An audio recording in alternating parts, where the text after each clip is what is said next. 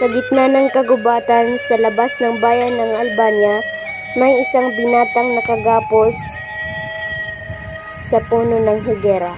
O Panginoon, ako yung patawarin sa lahat ng kabiguang aking pasanin. Sa pag-ibig na pinagkait sa akin, o tadhana, bakit ka ganyan sa akin? Laura ang aking iniibig, bakit mo ko iniwan? Sa kamay ni Adolfo, ikay sumamat ako'y nilisam. O Laura, ako yung pinagtaksilat iniwan. Hahayaan mo lang ba ako dito sa kagubatan?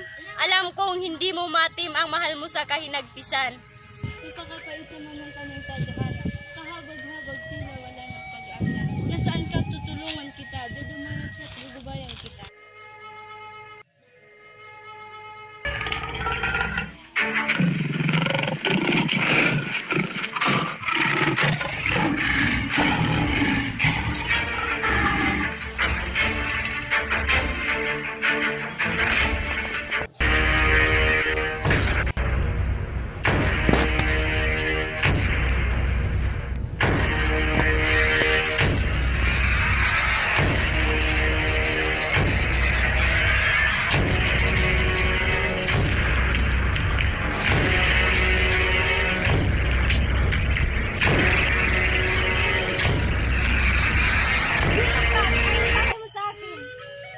Ako ay morot nga rin kuya Aladin, nagligtas sa iyo sa mga laang. Handa kang sundin, alam ko may mabigat kang kasama.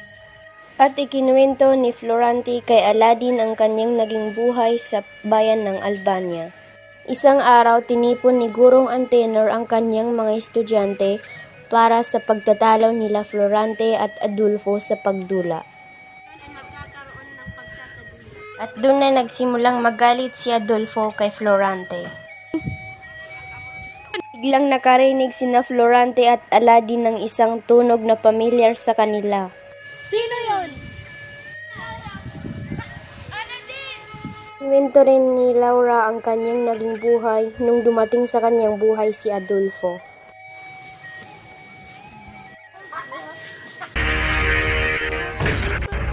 Sa kabutihang palad, dumating si Florida para iligtas si Laura.